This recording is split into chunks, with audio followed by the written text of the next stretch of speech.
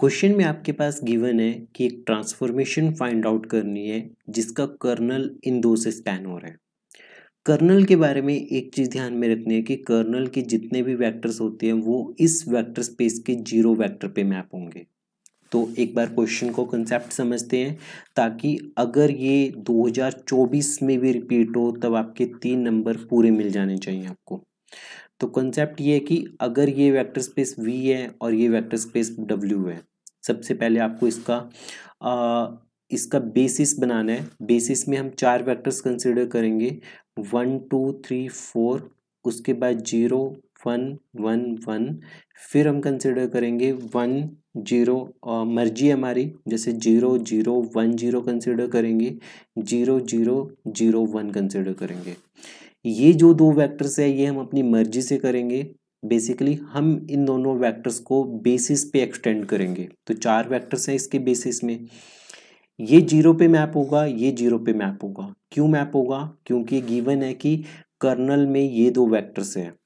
हमें नहीं पता कि ये दोनों वेक्टर्स किस पे मैप हो रहे हैं, ये दोनों वेक्टर्स हमें नहीं पता। ध्यान देने वाली बात ये है कि अब ये वाला वेक्टर मैप होगा आपके पास आर क्यूब के बेसिस के एलिमेंट्स के ऊपर।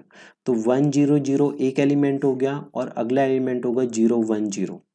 ठीक है, अब आपको इन 4 एलिमेंट्स की इमेज पता चल गई। अब इसके बाद हम क्या करेंगे, इसमें से कोई भी एक वेक्टर कंसिडर करेंगे एक्स वाई जेड टी।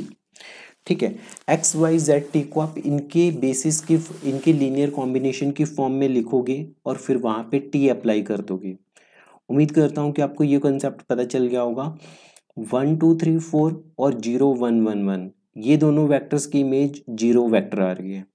उसके बाद हमने R4 का बेसिस बनाना है। तो बेसिस में ये दो वेक्टर्स तो ठीक है, हो गए। थर्ड वेक्टर आपके पास क्या होगा? थर्ड वेक्टर की इमेज हमने इसके बेसिस का एक एलिमेंट हमने खुद से कंसिडर कर लिया।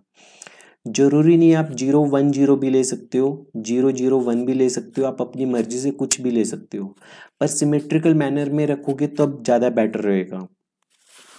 अब सबसे पहले आपने क्या किया कि एक्स वाई जेड टी को किसकी फॉर्म में लिखा?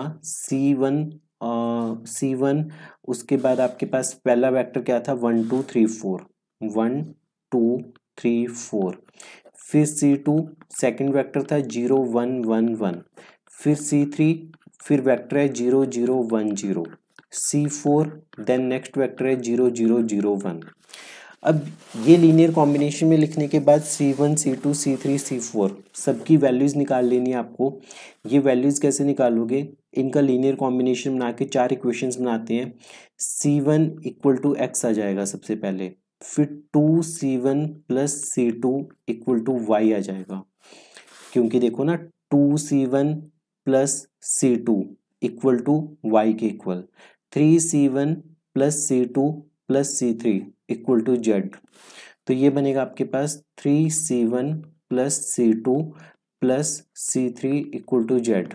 फिर आपके पास बनेगा 4C1 plus C2 plus C4 equal to t. अब यहाँ से ये सारी वैल्यूज निकाल लो। देखो x की C1 की वैल्यू यहाँ पे पुट कर दो तो C2 की वैल्यू आ गई y माइनस 2x, C2 की वैल्यू आ गई, C2 की वैल्यू आ गई आपके पास और C1 की वैल्यू आ गई। अब C3 की वैल्यू भी निकाल लो, C4 की वैल्यू भी निकाल लो। फाइनली ये सारी वैल्यूज आपको किस में पुट करनी है? इस वाले C1 C2 C3 C4 की जगह पे। तो शुरू करते हैं। x y z t equal to C1 की वैल्यू आपके पास आ गई x 1 2 3 4। फिर C2 की वैल्यू आ गई आपके पास y minus 2x, y minus 2x, और ये वेक्टर है 0 1 1 1। और C3 की वैल्यू आपके पास होगी z minus Y minus X. ठीक है, और ये वेक्टर है 0 0 1 0। और C4 की वैल्यू किसके इक्वल होगी? t minus Y minus 2x के इक्वल। ये बनेगा 0 0 0 1। जब ये कंप्लीट आपने लिख लिया उसके बाद आप इस पे t अप्लाई करो अगले स्टेप में, that is t of x y z t और x t of first vector plus y minus 2x t of second vector plus z minus y minus x t of third vector plus t minus y minus 2x t of last vector. तो होगा क्या आपके पास कि T of इसकी image given है, इसकी image given है, इसकी इमेज और इसकी इमेज गिवन है आपके पास। कहाँ गिवन है? ये वाली। तो सबसे पहले वाले उसकी इमेज तो आपके पास आ रही है x इंटू 0 0 0, फिर आ रहा है y माइनस 2x 0 0 0, फिर z minus Y minus X, ये आ रहा है 1 0 0, फिर आ रहा है आपके पास t minus Y minus 2x 0 1 0। Solve कर लो इसे। कंप्लीट सॉल्व करने के बाद आपके पास क्या बनेगा? z minus Y minus X T minus Y minus 2x 0, और यहाँ पे क्या था? x y z और t था। तो फाइनली आपके पास ये आंसर बन गया, ये ट्रांसफॉर्मेशन निकल गई। कॉन्सेप्ट ध्यान में रखना आपको कि 4 बेसिस के वेक्टर्स इसके बेसिस के वेक्टर्स पे मूव कर रहे हैं, या जो भी गिवन इंफॉर्मेशन होगी वहाँ पे कर्नल के एलिमेंट्स है तो वो 0 पे मूव कर रहे हैं, 0 पे इमेज बना रहे हैं। फिर आपने कोई भी वेक्टर कंसिडर करके उनको इन चारों के लीनियर कॉम्बिनेशन में लिख लिया और फिर इसके ऊपर टी अप्लाई कर दिया। ठीक है, उससे पहले आपको हर इंडिविजुअल वेक्टर की इमेज पता होनी चाहिए।